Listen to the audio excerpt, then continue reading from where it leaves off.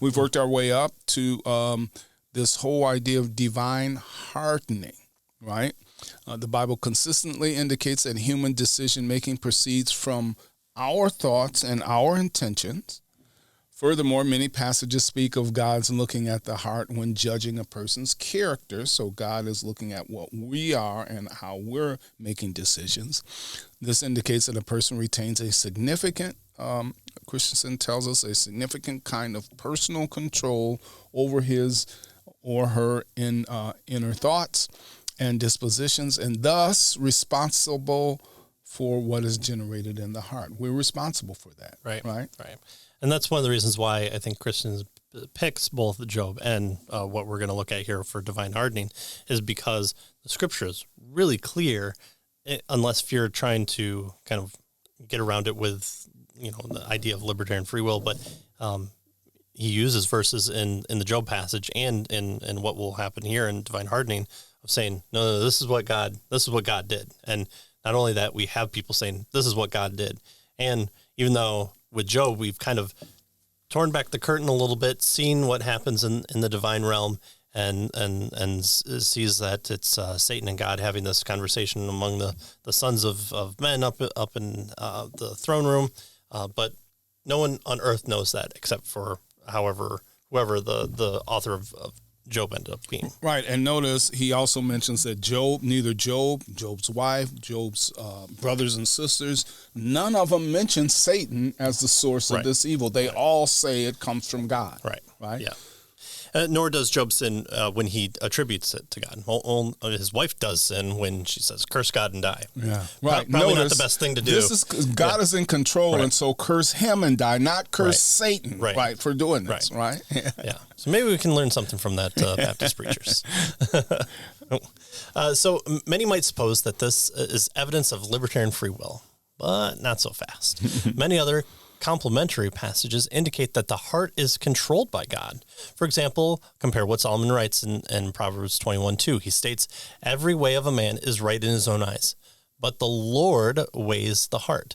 In the previous verse, however, he asserts the king's heart is a stream of water in the hand of the Lord. He turns it wherever he wills. That's God. God's turning it wherever he wills. But we all have libertarian free will. God would not interact with us at that level because we need to be free. We need to be able to do what we need to do. And maybe it's just this one time that Proverbs 21:1 and Ezra 6:22 and 7:27 talk about. There's no contradiction here, though. It merely affirms compatibilism. We are constantly conscious that our hearts belong to us. We have ownership of our inner being and our person. Yet our hearts rest first and foremost in the hands of the ultimate owner of human souls.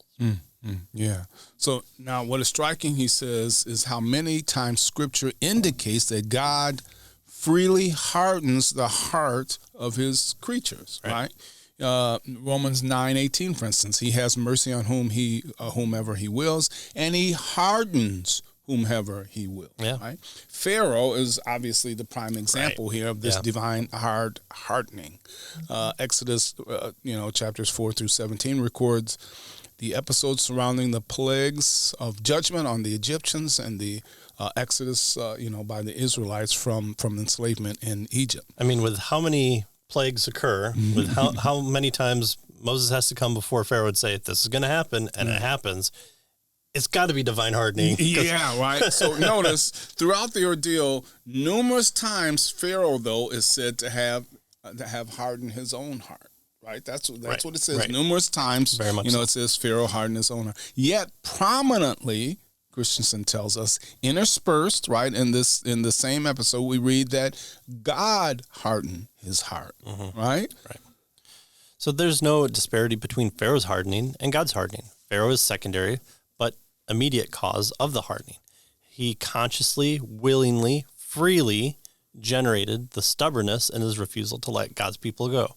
He wasn't like, all right, I'll let him go. And then suddenly, he sits up straight and he starts moving marionette. You shall not go. This isn't God, coming down and pulling on the strings there. But at the same time, God is the primary but remote cause of Pharaoh's hardening. Scripture is merely affirming dual or compatibilistic explanation for what is transpiring in the stubborn ruler's the heart. And again, I have to recommend What About Free Will by Scott Christensen. Who would have thought? Because if you're kind of looking for more information, especially on this part too, he talks about that with primary and secondary causes. You can see our interview with him as well to kind of get a good take on that as well. Yeah. So notice God indicates that all this hardening had a greater good, right?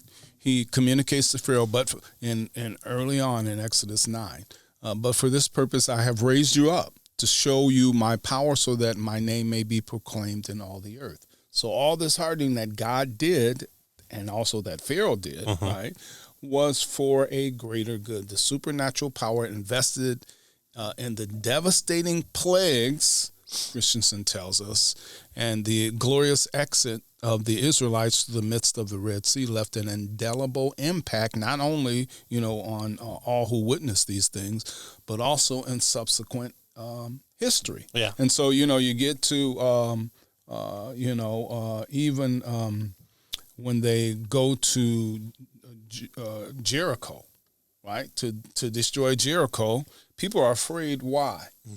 Well, because of what God did in Egypt, over 40 years ago. Yeah. Right? And so it left a indelible impact. Right.